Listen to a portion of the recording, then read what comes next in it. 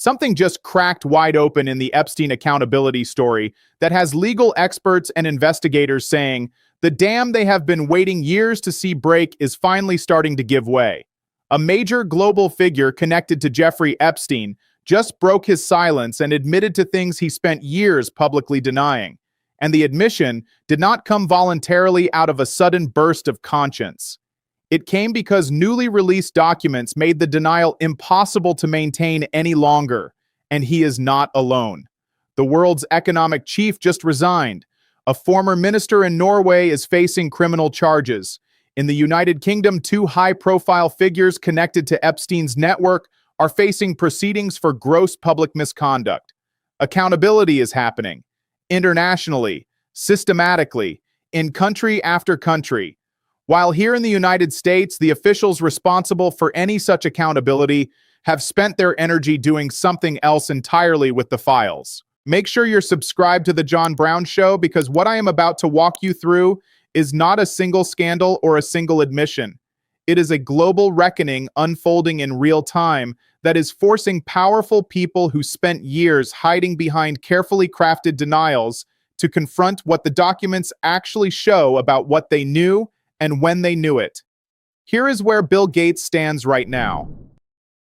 When the Epstein files first surfaced information about affairs with Russian women and a disturbing email about obtaining medication to treat a sexually transmitted infection without a partner's knowledge, Gates's representatives called the entire account absolutely absurd and completely false. That was the official position. Total denial, absurd, false, not worthy of serious engagement. Then Gates held a town hall with his foundation employees, and in that setting, with his own people, he acknowledged that he did have affairs with a Russian bridge player he met at bridge events, with a Russian nuclear physicist he encountered through business activities, 2 Russian women, affairs he had previously allowed his representatives to categorically deny on his behalf. Share this video because what the admission actually confirms, beyond the affairs themselves, is the mechanism by which Epstein accumulated and maintained leverage over some of the most powerful people on the planet. Think about what it means to have that kind of information about someone like Bill Gates, one of the wealthiest individuals in human history, married, running a global philanthropic operation, built on a public image of integrity and beneficial impact, with a wife who would later describe a devastating marriage and express profound sadness about what the files were revealing. Epstein had that information. The emails and the files document the connection.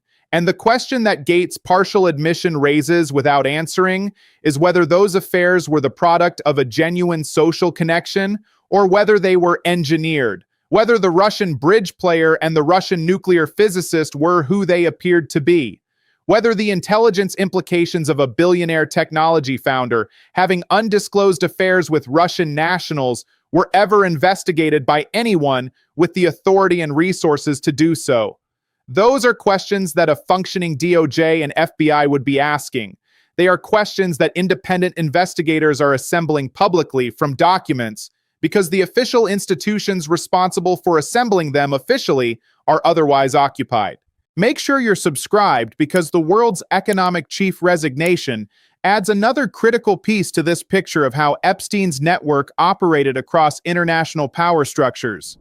The head of one of the world's most significant economic institutions told Norwegian public radio before the latest document release that he was completely unaware of Epstein's criminal conduct, that he never would have associated with Epstein had he known. The standard denial framework that every Epstein-connected figure eventually reaches for when the association becomes publicly uncomfortable. I didn't know. I would never have. The criminal activities were hidden from me. Then the documents came out. And among those documents was a letter that Epstein's lawyers had written describing the scope of the investigation into Epstein's conduct. The letter claimed that the number of young women involved had been vastly exaggerated. It was sent from Epstein to this official in March of 2019, years after Epstein had already entered into a non-prosecution agreement in 2008, years after the public record had already established what Epstein was. The official's response to receiving that letter from a convicted sex offender's defense team attempting to minimize the scope of that offender's crimes was a thumbs up emoji. Think about what that single emoji establishes. This is not a man who had a casual social connection with Epstein before anyone knew anything was wrong.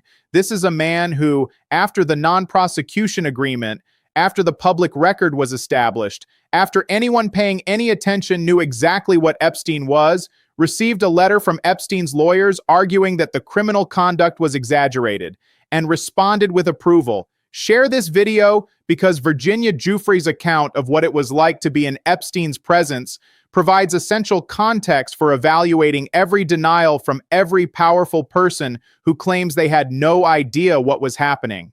In her memoir, Giuffre, who was one of Epstein's victims and one of the first to go public with her account, describes the reality of what it was like inside Epstein's world.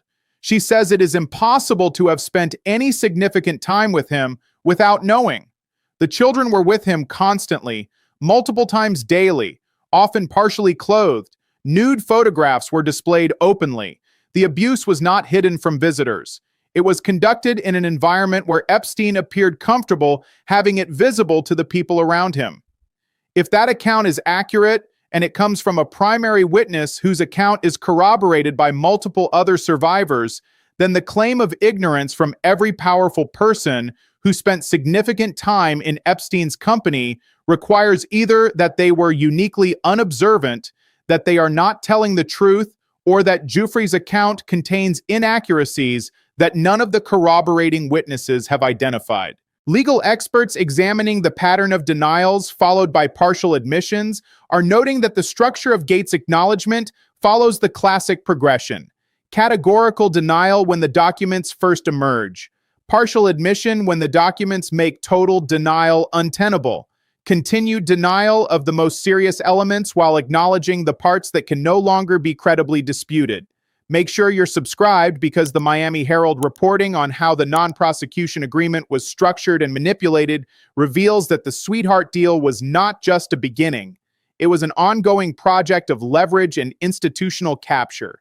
The non-prosecution agreement that allowed Epstein to avoid federal prosecution and receive a sentence that amounted to barely supervised release is one of the most documented examples of prosecutorial corruption in modern American history.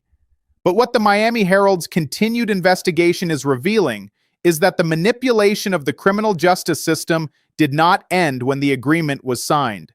It continued throughout the period of his supposed punishment and beyond. Epstein used his own doctor rather than a court-appointed physician to communicate with the supervision apparatus overseeing his house arrest. Emails in the files document extensive communication between that doctor and law enforcement contacts aimed at loosening the terms of his confinement, making his already extraordinarily lenient sentence even more comfortable, giving him more access, more freedom, more opportunity to continue the conduct that the sentence was supposed to be punishing. The court allowed this. The supervision apparatus processed these requests.